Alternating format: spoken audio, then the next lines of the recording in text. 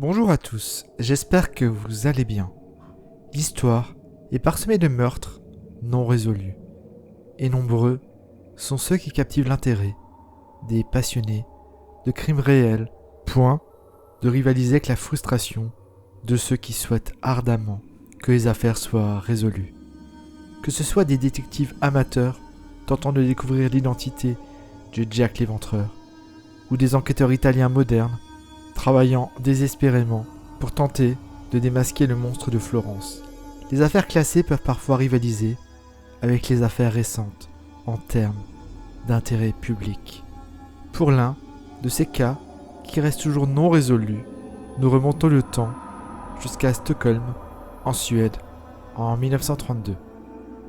Bien que la ville ne soit pas réputée pour ses meurtres macabres ou ses tueurs en série prédateurs qui rôdent dans les rues, un quartier de Stockholm a été le théâtre d'un horrible assassinat, il y a près d'un siècle, qui n'a pratiquement laissé aucune piste et n'a entraîné aucune arrestation.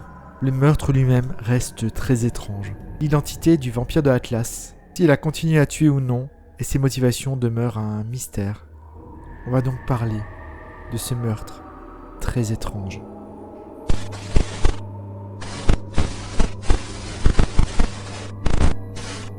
Niché dans le quartier densément peuplé de Vasastan, à Stockholm, se trouve le quartier d'Atlas. Cette zone, autrefois industrielle, bordée d'un côté par le pont Saint-Eriksbron qui traverse la rivière Barnumsviken, le côté est du pont qui englobe l'ensemble d'Atlas, abritait autrefois les vastes ateliers de la société AB Atlas. Cette entreprise suédoise, multinationale, fabrique toujours des outils industriels et du matériel pneumatique pour diverses entreprises sous le nom d'Atlas Copco. C'est un quartier tranquille, entouré de larges rues.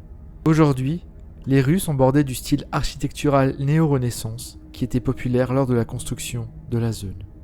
Des boutiques modernes et des cafés sont dispersés dans tout le quartier.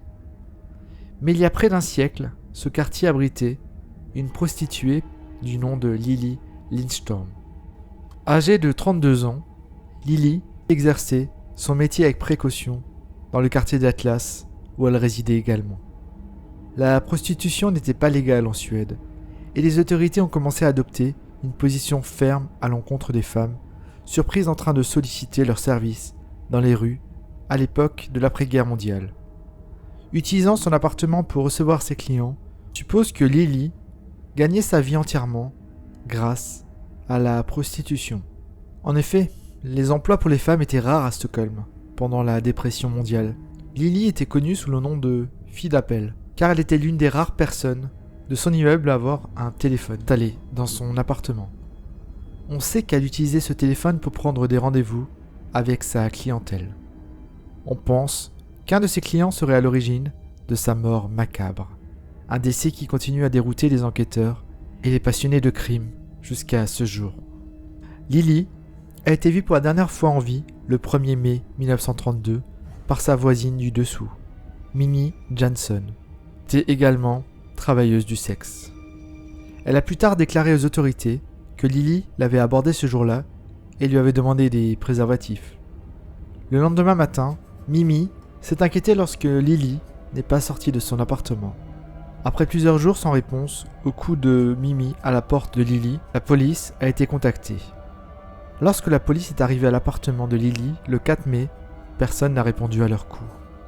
Pénétrant eux-mêmes dans l'appartement, ils n'ont rien remarqué d'anormal dans le salon, qui était propre et bien rangé, sans aucun signe de lutte. Mais lorsqu'ils sont rentrés dans la chambre à coucher, ils ont été accueillis par une vision horrible. Lily était étendue face contre terre sur son lit, présentant des signes de traumatisme crânien à l'arrière de la tête. Il semblait qu'elle était décédée depuis plusieurs jours. La police a remarqué un préservatif qui dépassait de Lily, leur donnant l'impression qu'elle avait été tuée au moment du rapport sexuel. Lorsque son corps a été retiré et examiné, il a été déterminé qu'elle avait été tuée par des coups répétés à la tête. L'autopsie a également révélé que son corps était presque entièrement vidé de son sang. Aucune blessure perforante n'a été découverte sur son corps qui aurait permis un tel écoulement de sang. Et le manque relatif de sang retrouvé dans son appartement soulevait des questions intéressantes. Une louche de soupe découverte près de son corps portait des traces de sang, et les enquêteurs ont conclu que celui qui a tué Lily avait également bu son sang. Mais combien en a-t-il bu sur les lieux de son meurtre? Il n'y avait pas d'autres traces de sang dans le petit appartement. Son meurtrier aurait-il pu s'asseoir à côté de son corps et tout boire? Ou l'a-t-il recueilli dans des récipients pour l'emporter discrètement? Lorsque les détails de l'affaire ont été révélés au public, les médias ont commencé à désigner l'agresseur inconnu de Lily sous le nom de vampire de l'Atlas.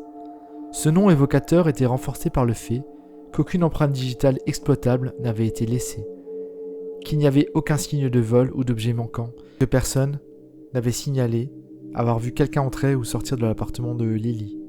Personne ne se souvenait d'avoir entendu le moindre signe de lutte ou de bruit inhabituel.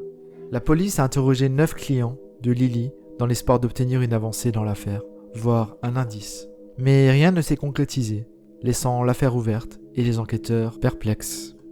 Selon leur connaissance, aucun autre crime de ce type n'avait été commis, ce qui rendait impossible de relier sa mort à une autre affaire en cours. A-t-elle été tuée par l'un de ses clients réguliers, par quelqu'un d'inconnu qu'elle aurait sollicité dans la rue, ou était-elle la victime d'un véritable vampire? Ces questions continuaient à tourmenter la police et les médias de Stockholm.